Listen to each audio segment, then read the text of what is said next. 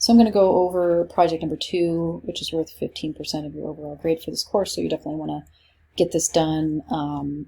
So for this project, you will locate a piece of local public art and write a formal critique about it using one of the 3 theories of art criticism outlined in Chapter 5 of our text. So that's really important that you look at Chapter 5, that you read through there, that you understand what I'm looking for as far as the writing for this goes.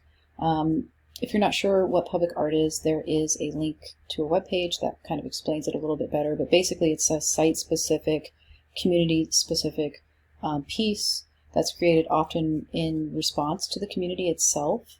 Bronze statues, murals, sculptures, fountains, are just some of the things that might be considered public art. So you would want to find a piece of public art that's local to you and where you live. Almost every community has at least one piece of public art, and it can be sculptural, it could be a mural, it could be anything like that. So as long as it's local to you, you can choose that and write about it. You would take a picture of it, and then you would also include yourself in that picture that you take of that piece of art.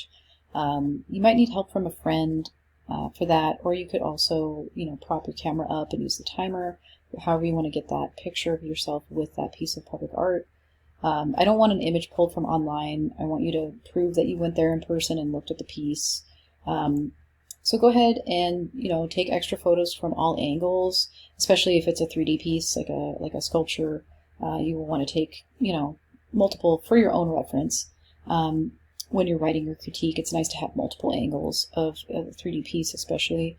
So next, you would write a written critique on the work. It should be around 3 paragraphs long, 6 sentences in each paragraph.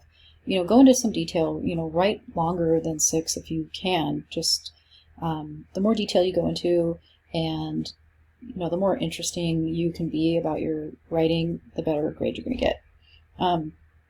And also follow that writing process that we learned in Chapter 5 as closely as you possibly can.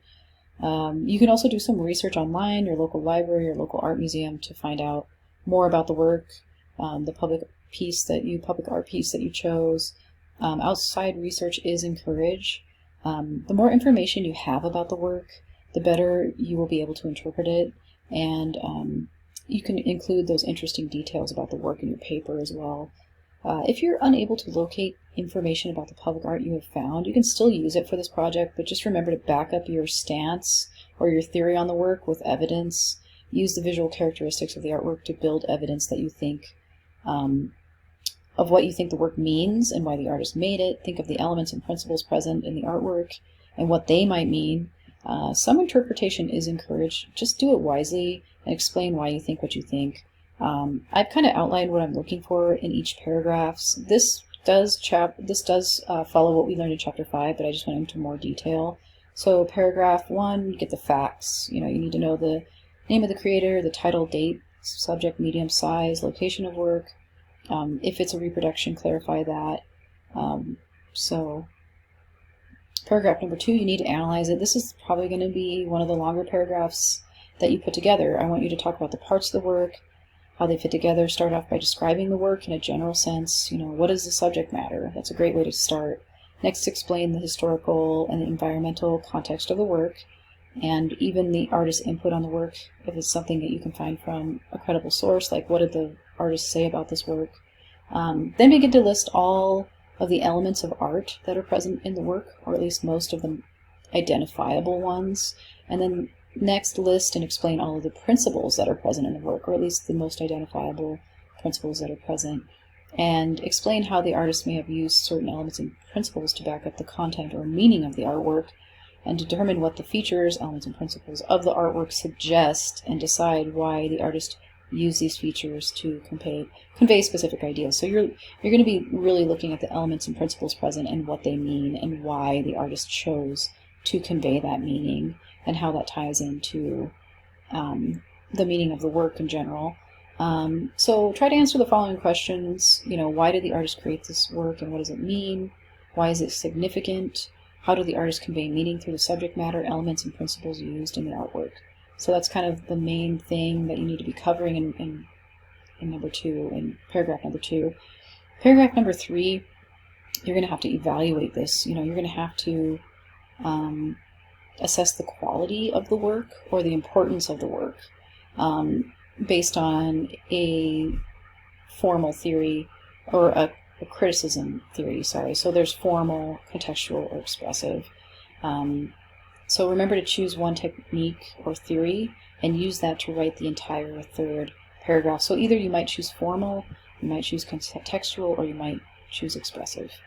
You might, depending on the piece, it's really going to depend on which art criticism technique or theory you choose, one of those three. But you choose one and you stick with that throughout the whole paragraph. You'll need to make some sort of stance on the work or express some sort of opinion, like this work is important because it shows a certain moment in time when, the West was wild or whatever. That's just, an example. And then you would have to back that up with facts that support your theory or opinion on the object. So this artwork is innovative for its time, and that means you're using the formal theory, because the formal theory is focused on whether a work is innovative for its time. It has to do with the way it's made, its purely visual aspects or the techniques that were used. So the formal theory has everything to do with the way it was made and the visual aspects of the work, and if it was innovative for its time. For the formal theory, you can write about how the form of the work was innovative for its time, like I said earlier. Maybe the artist was using an entirely new technique, and that's important because it taught successive artists to use that same technique later on down the road, potentially. If you pick the contextual theory, you can write about why the work is important for reflecting a certain time period. A lot of people end up doing that one for this project, honestly. And then you can also choose the expressive theory, which really has to do with the emotions of the artist. You can tell us how successful this work is at expressing and portraying the unique individual feelings and emotions of the artist. And then, once you do the 3 paragraphs evaluating the public art and you have that, then you would embed the image of you with the chosen public art work, and you'd want to put that, I guess, above the 3 paragraphs. And you can use whatever word processing program you want. You can submit it as a PDF file or Word document in Brightspace by the due date. And that's basically project number 2 in a nutshell. Let me know if you have any questions. All right, talk to you later.